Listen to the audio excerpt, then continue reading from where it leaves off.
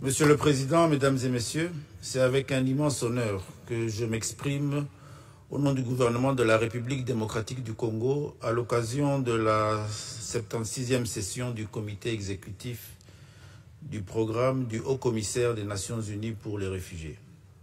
Cette réunion me permet de saluer le courage et la résilience de plusieurs milliers de personnes contraintes de quitter leur pays ou leur lieu de résidence dans des conditions difficiles.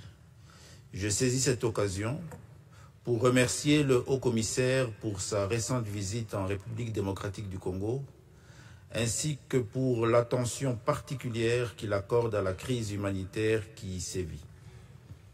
Cette visite témoigne de l'engagement du HCR à placer les besoins des populations déplacées de la République démocratique du Congo au cœur de ses priorités. Cette occasion m'offre également l'opportunité de rendre hommage aux efforts inlassables déployés par le HCR dans un contexte particulièrement complexe afin d'apporter une réponse aux défis liés à la protection internationale et à l'assistance des personnes déplacées de force et apatrides. Monsieur le Président, Mesdames et Messieurs, l'année dernière, du haut de cette chaire, mon gouvernement avait peint le contexte difficile dans lequel les interventions humanitaires se déroulent en République démocratique du Congo. Malheureusement, à ce jour, cette situation est loin de s'améliorer au regard de la crise multiforme et diversifiée à laquelle l'Est de mon pays, principalement, est confronté. En République démocratique du Congo, les conflits armés continuent d'occasionner des déplacements forcés et massifs de populations, tant à l'intérieur qu'à l'extérieur du pays. Selon les statistiques, au 31 août 2025, la République démocratique du Congo héberge 512 680 réfugiés. À ce chiffre s'ajoutent 5 780 000 personnes déplacées internes et 1 224 551 réfugiés congolais qui ont trouvé asile dans les pays voisins et ailleurs en Afrique. Il convient de relever que la crise au Soudan du Sud et dans une partie de la République centrafricaine vient d'ajouter sur le territoire de mon pays respectivement environ 33 000 et 55 000 nouveaux réfugiés, soit un total de 88 000 nouveaux réfugiés. Le gouvernement de mon pays et le HCR doivent faire face aux besoins de ces nouveaux réfugiés avec peu de ressources financières. Par ailleurs, mon gouvernement s'est résolument engagé à explorer en collaboration avec les pays d'origine des réfugiés les voies et moyens pour rechercher les solutions durables en faveur des 10 réfugiés qui manifestent la volonté de retourner dans leur pays. En revanche, la République démocratique du Congo s'est investie dans la recherche de la paix dans l'est de notre pays. C'est ce qui explique la signature de l'accord de paix le 27 juin 2025 à Washington entre la République démocratique du Congo et le Rwanda, et la poursuite du processus de paix à Doha entre le gouvernement de la République démocratique du Congo et le mouvement rebelle AFC M23.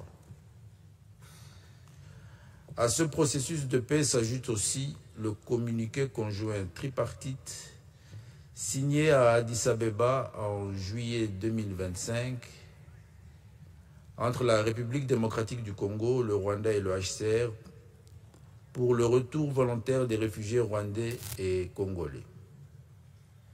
Dans la même optique, il y a lieu de consolider la nécessité de rapatriement volontaire des réfugiés congolais se trouvant dans les 9 pays voisins de la République démocratique du Congo, dont le plus grand nombre est en exil, en particulier en Ouganda, qui compte plus de 600 000 réfugiés congolais.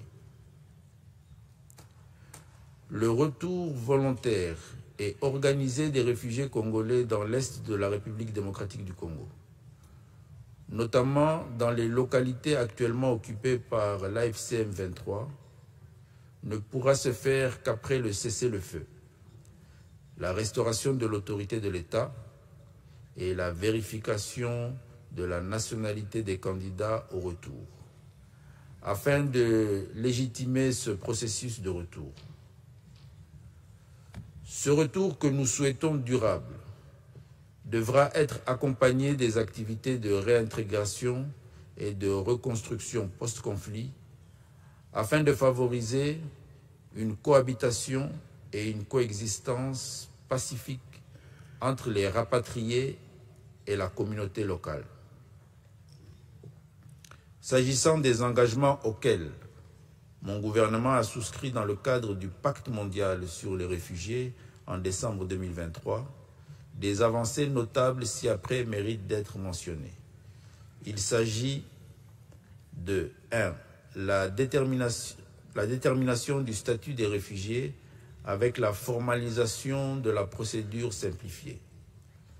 Le soutien à la plateforme d'appui liée à la solution de la crise centrafricaine avec le rapatriement volontaire de plus de 3500 réfugiés centrafricains sur un chiffre de planification de 5000 au cours de cette année. La transmission à la Commission des lois du gouvernement du projet de loi de ratification de la Convention de 1954 sur les statuts des apatrides et celle de 1961 sur la réduction des cas d'apatrides. La soumission à l'Assemblée nationale de la proposition de loi portant révision de la loi de 2016 portant Code de la famille. L'inclusion des personnes déplacées de force et apatrides dans le plan national stratégique pour le développement et dans l'ordonnance-loi portant Code du numérique. Et enfin, la mise en œuvre de la feuille de route avec une task force pour le suivi des progrès. Je ne terminerai pas mon propos sans reconnaître l'excellente collaboration que notre gouvernement entretient avec le leadership local actuel du HCR. Cette collaboration mérite d'être maintenue. Sur ce, je vous remercie pour votre attention et votre soutien indéfectible envers la République démocratique du Congo. Merci beaucoup à mon ami le vice-premier ministre et ministre de l'Intérieur de la République démocratique du Congo. Je suis absolument d'accord avec vous que ma visite toute récente en RDC que vous avez évoquée a été très utile à comprendre la situation et à informer mieux, à organiser mieux l'appui que le HCR va continuer à fournir à vous et aux États de la région dans la poursuite de solutions aussi aux problèmes tellement complexes de déplacement que vous avez très bien décrits. Le contexte reste difficile, vous l'avez dit, je suis d'accord. J'ai visité Goma également, comme vous le savez. Mais je pense que nous avons au moins, comme j'ai dit dans mon discours liminaire, un contexte de dialogue dont il faut profiter au maximum et dans lequel il faut qu'on s'engage tous, y compris dans la recherche de solutions durables pour les personnes déplacées. Le HCR demeure complètement engagé dans cette tâche très importante pour la RDC et pour la région.